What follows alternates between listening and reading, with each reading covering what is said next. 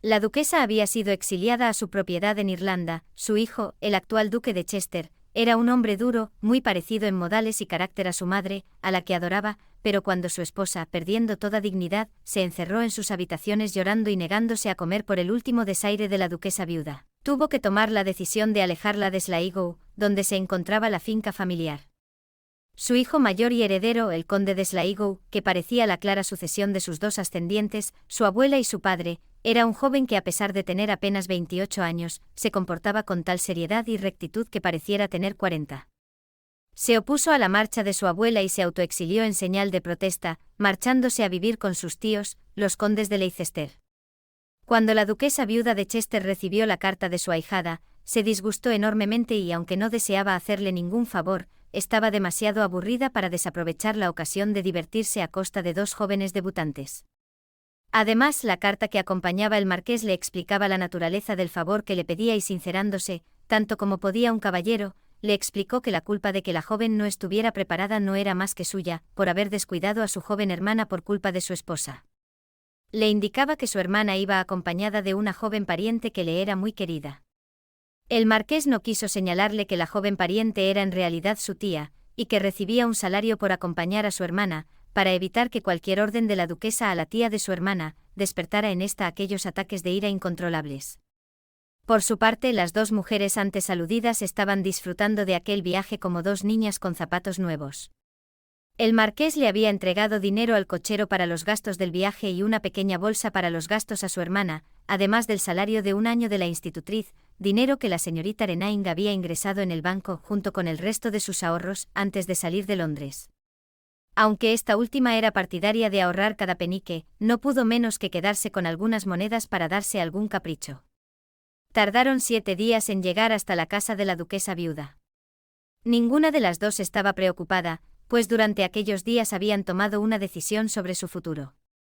Solo tendrían que intentar que los esfuerzos de la duquesa por mejorar a Meghan le llevaran tanto tiempo como fuera posible, pero al mismo tiempo, sin desesperarla tanto como para que las enviara de vuelta a Londres.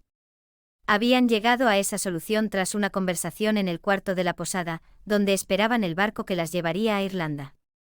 No me casaré con el señor Gunther por mucho que él lo espere, y menos aún si mi padre insiste.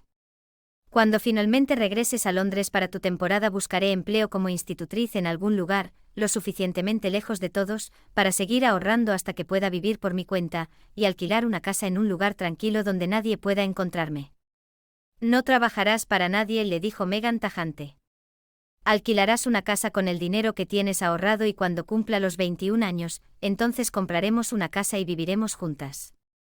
Haremos que la duquesa no me encuentre preparada para mi presentación al año que viene y si lo hacen, te mandaré el dinero que pueda, mientras me dedico a horrorizar a la alta sociedad, tú vivirás tranquilamente en algún lugar remoto y yo te escribiré a diario para contarte todas mis travesuras. El futuro, después de aquella conversación, no pesó demasiado en su buen humor, y cuando llegaron por fin a la residencia de la duquesa, era noche cerrada y ésta ya se había retirado a descansar. Para sorpresa de ambas mujeres, el mayordomo confundió sus identidades, siendo los hijos del marqués amigos de los nietos de su señora, imaginaron que la mayor de las mujeres debía de ser la hermana del marqués y dieron por hecho que la joven que la acompañaba debía de ser la pariente que esperaban. Era demasiado tarde y estaban muy cansadas para aclarar las cosas con el mayordomo, y éste no pareció sorprendido cuando las dos mujeres decidieron que dormirían en la misma habitación, destinada para Lady Meghan. Ambas se durmieron apenas sus cabezas rozaron la almohada, y como si un duende las hubiera llevado al mismo espacio onírico, despertaron con la misma y descabellada idea. Fue Meghan quien la verbalizó. ¿Qué te parecería ser durante una temporada Lady Meghan?, preguntó a su tía. Creo que eso sería divertido y conveniente para nuestros planes, dijo Priscilla. Siempre y cuando la duquesa no sepa la edad que tienes. Bueno, si ella sabe algo sobre mi edad, entonces confesaremos que es una de nuestras bromas rústicas, dijo riendo Meghan. Pero yo no puedo ser tu tía. Soy demasiado joven. Te recuerdo que tus sobrinos son al menos tan viejos como yo, si no más. Es posible, Jeremy debe de tener cerca de 30 años, pero Edmund debe ser solo 2 años mayor que tú. Decidido entonces, serás mi tía, dijo Priscilla divertida. ¿Qué haremos cuando se den cuenta del engaño? Preguntó Meghan, a quien la idea de ser presentada en sociedad le generaba más angustia cada día que pasaba. Nos marcharemos, contestó Priscilla muy seria. Tengo suficiente dinero para las dos. Economizaremos e intentaremos permanecer escondidas hasta que cumplas la mayoría de edad, le dijo Priscilla tratando de calmar la angustia que asomaba a los ojos de Meghan. Lady Meghan abrazó a su tía con fuerza, era la única persona a la que quería de verdad y, lo mejor, es que su tía parecía quererla a ella de la misma manera desinteresada e incondicional.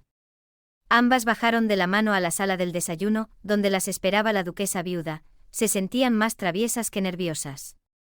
La mirada de reproche que dirigió la duquesa a las manos unidas de las jóvenes no pareció afectarlas, y molestó a la viuda. El mayordomo no solo le había informado de su llegada, sino también de su apariencia, por lo que ignoró a la más joven y se dirigió a Priscilla. ¿Es costumbre en Devon que los parientes vayan de la mano, haciendo manifestación pública de lo que a nadie le importa?, preguntó en tono ácido. Siendo la costumbre una acción repetida en el tiempo, imagino que en lo que se refiere a nosotras, siempre nos comportamos manifestando tan alto y claro, como sea posible, el aprecio que nos tenemos. ¿Qué parentesco tienen? La duquesa cogió unos anteojos que colgaban de su cuello y se los colocó. Con ellos su mirada era aún más intimidante, y ella lo sabía. Pero ninguna de las dos pareció intimidarse lo más mínimo. Priscilla Renning a su servicio, Excelencia, saludó Meghan con una reverencia perfecta e improvisó, pues lo de ser la tía de su tía nunca le pareció creíble. Soy la prima de Lady Meghan. Siéntense, ordenó y a su pesar, le agradaron las dos jóvenes. Cuando reflexionó sobre ello atribuyó aquella simpatía a que no parecían sentirse acobardadas en su presencia, lo que sin duda era una novedad. Después del desayuno las llevó a una sala que daba a un jardín por el que entraba el sol hasta el mediodía, las inspeccionó con atención y, contra todo pronóstico, no se amilanaron, más bien parecían compartir una broma privada, le molestó sentirse excluida de aquel buen humor. Haré lo que pueda por usted, le dijo a Priscilla. Pero no piense ni por un momento que me ocuparé también de su prima. Aunque seguramente tendría más posibilidades con ella que con usted, no solo es muy bonita, sino más joven. Muchas gracias, Excelencia, interrumpió Meghan, que pareció no entender que la intención de la viuda no había sido un halago hacia su persona, sino un desmérito para su tía. La duquesa tardó exactamente 3 semanas en descubrir el engaño. Y no fue nada que ellas hicieran, sino la carta de su ahijada quien le abrió los ojos a la realidad. Con la sutileza de un caballo, la marquesa de Southampton le pedía que convenciera a su marido de que la joven Lady Meghan podía esperar 2 años a su presentación, pues con 19 años eran muchas las jóvenes que tenían su primera temporada, tiempo que ella aprovecharía para tratar de conseguir un marido conveniente para su joven cuñada. Dejándose llevar por lo que la condesa consideró una falta de contención, añadió que era su deseo que ninguna de las dos jóvenes volviera a su casa, pues se temía que tendría que recibir a las dos mujeres, lo que resultaba algo terrible. La carta hizo reflexionar a la duquesa viuda.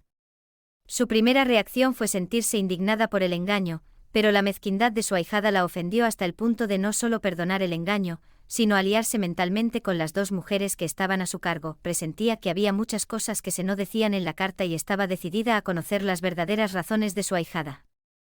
El futuro, después de aquella conversación, no pesó demasiado en su buen humor, y cuando llegaron por fin a la residencia de la duquesa, era noche cerrada y ésta ya se había retirado a descansar.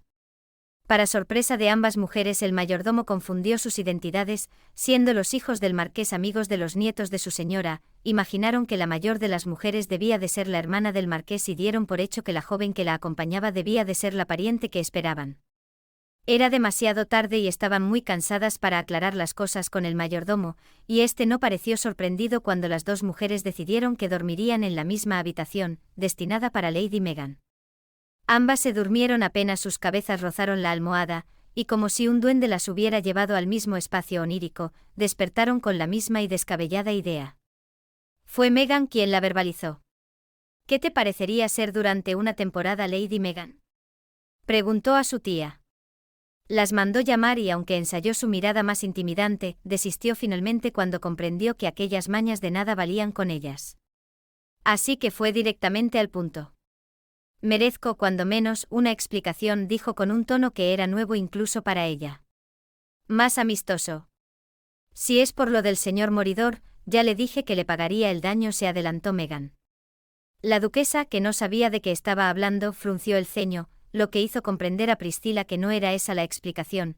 Ante el silencio de la viuda, Meghan volvió a confesar otra culpa. «Es por lo de la señora Swin». Esperó y ante el silencio de la duquesa prosiguió por Gordon. «Terminaremos antes si nos dice a qué engaño se refiere», la interrumpió Priscilla, que sabía que había muchas más trastadas que su sobrina podría confesar si no la paraba. «Después. Ahora mi curiosidad se ha incendiado y me abrasará si no conozco los detalles de lo que ha pasado con esas personas», mientras le indicaba a Meghan con un gesto que se explicara. «Bueno, lo del señor moridor fue un accidente. Estaba cabalgando cuando salté por encima de su carro, pensé que podría hacerlo, pero su caballo se asustó y salió disparado haciendo que volcase». La duquesa le indicó que continuara. «La señora Swin tenía un precioso cerdo que iba a matar y me pareció que era demasiado joven para morir, así que lo escondí en el establo. No quiero preguntar qué pasó en el establo». «¿Y qué le hiciste a mi mozo de cuadra?» «Él se lo buscó. Quiso que le diera un beso para mantener en secreto el paradero del cerdo y no contarle nada a su excelencia». La duquesa se quedó horrorizada al imaginar que la hija del marqués de Southampton pudiera ser besada por uno de sus criados, estando a su cargo. «Le golpeé como me enseñó mi». Su tía terminó por ella la duquesa. Miró a Priscilla. «¿Usted sabía de todo esto?» «Sí.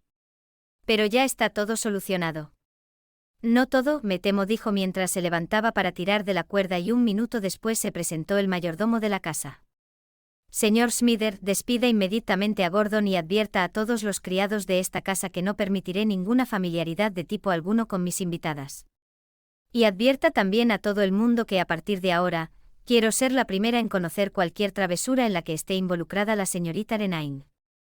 El mayordomo palideció y, tras inclinar levemente la cabeza, salió de forma respetuosa. «¿Alguien más se tomó libertades contigo, niña?» Meghan se encogió de hombros y fue Priscilla quien contestó. «Nada importante, pero es muy bonita y la mayoría de los jóvenes del pueblo la pretenden y le mandan regalos». «Inaudito», bufó la duquesa viuda, «me han colocado en una situación difícil.